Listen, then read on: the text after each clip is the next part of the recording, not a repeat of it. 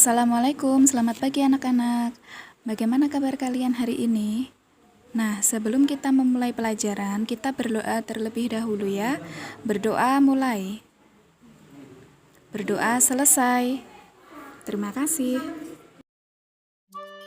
Masih semangat kan anak-anak pagi ini? Nah, sekarang kalian siapkan buku kerja dan alat tulismu. Hari ini kita akan belajar tentang benda cair. Benda cair adalah benda yang bentuknya seperti ruangan yang ditempatinya. Air adalah benda cair yang sering kita temui. Coba perhatikan pada gambar. Di dalam gambar tersebut ada contoh benda cair yang sering kita temui. Nah, selain air, sebutkan satu benda cair yang kamu ketahui anak-anak. Nah, sekarang kita akan membaca cerita pendek yang berjudul Botol Minum Ru. Anak-anak, perhatikan ya. Hari ini, Ru bersemangat pergi ke sekolah. Dia membawa botol minum baru, hadiah dari ibu. Botol minum sebelumnya hilang tak sengaja. "Hai Ru, ayo bermain," ajak teman-temannya. "Tunggu aku ya." Ru langsung lupa pada botolnya saat teman-temannya mengajak bermain. Padahal Ru sudah berjanji pada ibu, kali ini botol minumnya tak hilang lagi. Aduh, di mana botol minumnya? Mengapa tidak ada? Kalau botolnya sampai hilang, Ru pasti dimarahi ibu. "Hei, tunggu. Yang dibawa Kenny itu botol minumnya bukan ya? Kenny, kembalikan botol minumku." "Bukan. Ini botol minumku." Ru tidak percaya. Daripada bertengkar, lebih baik membuktikan. "Apa isi botol minummu, Ru?" "Jus mangga," jawab Ru. "Buktikan kalau ini botol minummu." "Loh, kok ada nama Kenny? Mengapa berubah jadi es teh? Kamu pasti mengganti isinya." "Tidak." "Kapan terakhir kamu memegang botol minummu, Ru?" "Aku tidak ingat, tahu-tahu saja hilang." Pertanyaan Kenny sulit. Kalau Ru ingat, pasti sudah ketemu dari tadi. Ru ingin Kenny membantu mencari, masa dia harus bingung sendiri? Belum tentu juga itu botol minum Kenny kan? Jujur atau tidak harus dibuktikan. Kenny mau membantu tetapi ada syaratnya. Kalau tidak ketemu berarti memang milik Kenny. Menuduh tidak jujur tanpa bukti juga tidak benar kan? Namun, botol minum itu tidak ada di mana-mana. Ru nyaris putus asa. Mungkin botol minum itu sudah hilang sebelumnya. Loh, itu apa? Astaga, itu botol minum Ru. Entah bagaimana bisa berada di situ. Itu berarti yang tadi benar-benar milik Kenny. Kenny berkata, "Tidak apa-apa, kadang-kadang teman bisa salah mengira." "Kenny, aku minta maaf." Ru malu sekaligus lega.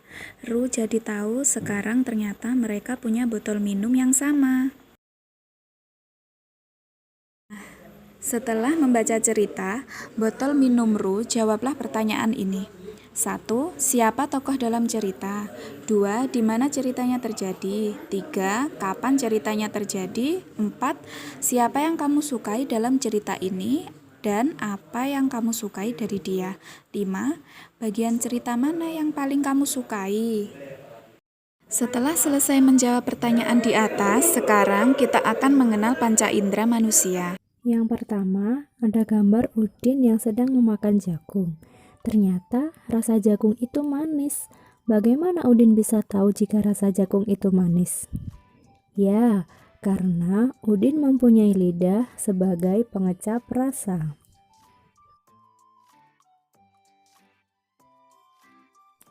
Yang kedua, ada gambar Lani sedang mencium bunga. Bagaimana bau bunga anak-anak? Ada yang sudah tahu? Ya, bau bunga itu harum. Bagaimana kalian tahu kalau bunga itu baunya harum? Karena kita mempunyai hidung untuk membau.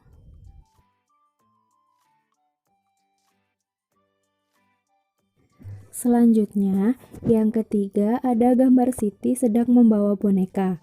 Siti merasakan permukaan boneka itu halus dan lembut. Kira-kira bagaimana Siti tahu jika permukaan boneka itu halus dan lembut? Karena Siti mempunyai kulit untuk meraba.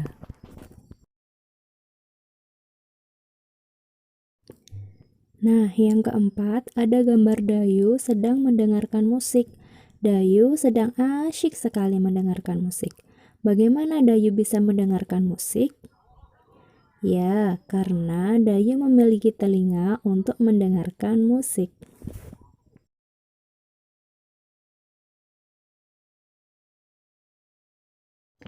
Selanjutnya, yang terakhir ada gambar Benny sedang membaca buku. Saat membaca buku, Benny melihat banyak sekali tulisan di bukunya. Kira-kira bagaimana Benny bisa melihat tulisan? Karena Benny mempunyai mata untuk melihat.